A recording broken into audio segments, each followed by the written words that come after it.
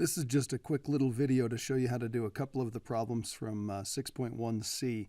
We've been talking about transformations of functions for a while, and we've done a few assignments. And the only thing different about this particular assignment is we basically mix everything all together.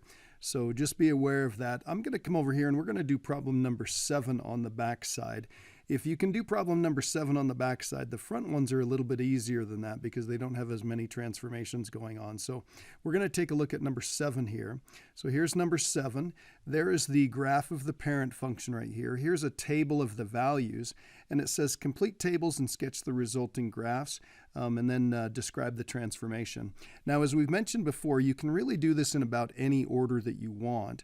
If you want to take these and perform the transformations that are indicated here, that would be totally okay. If you want to take the graph and perform those transformations, that would be fine. If you want to describe what happens first, that would be fine. It really doesn't matter. Whatever's most comfortable and natural for you and the way that you understand them is fine. I'm going to try and do this in a way that would kind of accommodate any one of those. So the first thing I'm going to do is I'm going to describe what happens here. So this right here, that -3, that's going to be a vertical flip and a vertical stretch because the stuff inside the parentheses changes it in a horizontal direction. The stuff outside changes it in a vertical direction. If we multiply the function values by a -3, it's going to change them to the opposite sign and it's going to make them 3 times taller. So we're going to write down that this is a vertical flip and a vertical stretch. So we'll just write down vertical flip, vertical stretch. And there are lots of different ways to write down that it's a vertical stretch. We could say factor of 3, or we could write down 3 times taller. We could also write down that it's 3 times steeper. Okay, any one of those would be okay. 3 times steeper. Okay. All right, and then these guys right here, those generally are a little bit easier. So this one right here, because this is with the x, that's going to move it. Let's see, if we added 3 to the x, you'd think it would move it to the right. It's not. It's going to move it to the left. So this is going to move it left 3, and then it's going to move it up 4. So we're going to write down left 3 and up 4. Okay, so there's the vertical flip and stretch, and then we move it to the left 3 and we move it up 4. So there are a couple different things going on here. So I'm going to go ahead and take a look at the graph, and we're going to say, all right, let's take this and let's vertically flip this and let's stretch it by a factor of 3. So here's what's going to happen. This point right here is at -4, 3. So if we were to flip that upside down and make it 3 times taller, flipping it upside down would make it at -3, and if we made it 3 times taller, it would be -9, so it would be way down here. Okay, we're going to take this one. If we were to flip it upside down, if you flip 0 over, it stays right on 0. And if you made it 3 times taller, 3 times 0 is still 3, so it would look like that. This one right here, we're going to flip it upside down, so it would come down here to -2, and then we're going to make it 3 times taller, so that would be, that's 2 and 4 and 6, so we'd be about right here.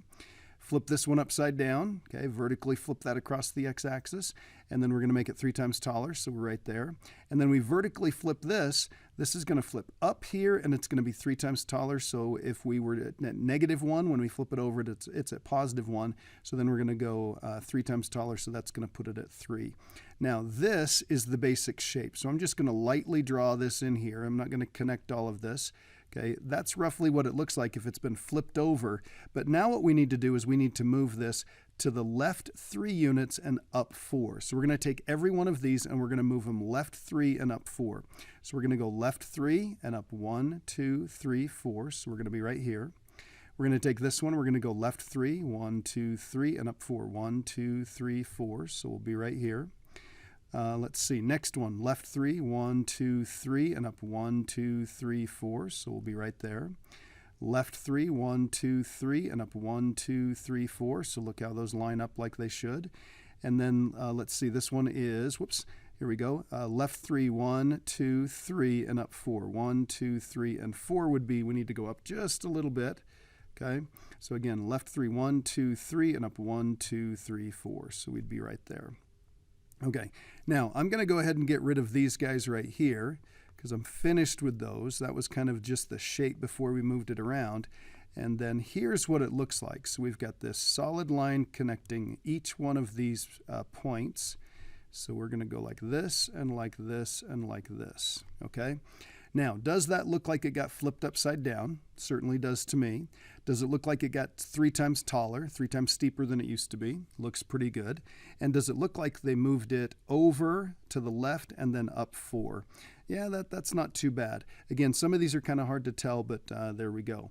Now, what I'm going to try and do is I'm going to try and take these points over here, and I'm going to try and make them so that they turn out to be these guys right here.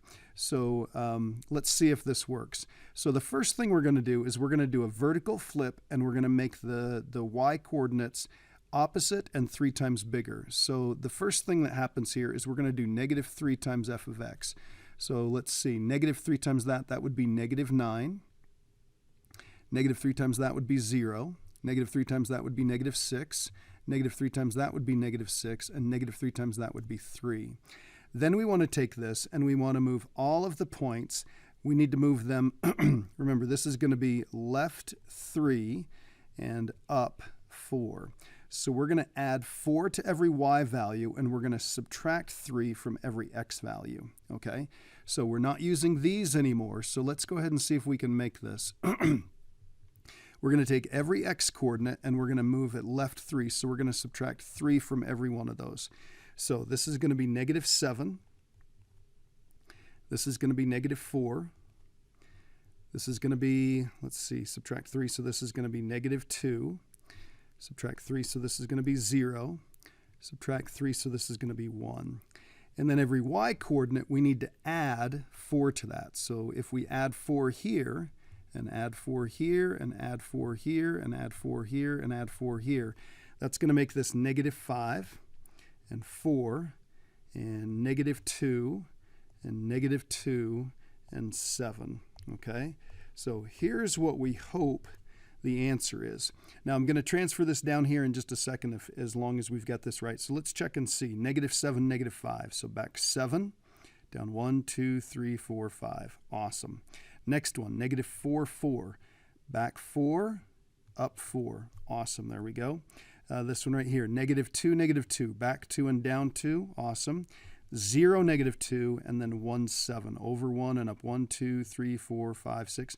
Ooh, let's see. We were off just a little bit. So let's go back and figure out what happened here because we're just a little bit off. We've predicted that we should be right here. Well, let's see. That came from this point right here. We need to vertically flip it. So that would come up here, and we need to make it 3 times taller. So that would be 3 instead of 1. And then we need to go to the left 3 units and then up 4. So left 1, 2, 3. So that looks good. And 1, 2, 3. Oh, there we go. Should have been right here. So that would have been the right one. Okay, so that means we've got all of these right. That means we can go ahead and graph this. So we're going to graph negative 7, negative 5. So that's going to be right here. Negative 4, 4. So right here. Negative 2, negative 2, right there. 0, negative 2, right there. And then 1, 7, we'll make sure that we get this one right. Okay, that looks better. So we've confirmed this a couple of different ways. And we're pretty darn sure that we got this right. So there is the correct answer, and we've got all the points. And again, this took a little bit longer. We could have done what we did here, just move it over, get the right shape, and then translated each one of those into those points. Had we done that, and had we not had this little double check as we were going back and taking these points, the y values, multiplying them by negative 3, and then taking every x value and subtracting 3 from it. So I'm going to just write down what we did here. We subtracted 3 from each one of these.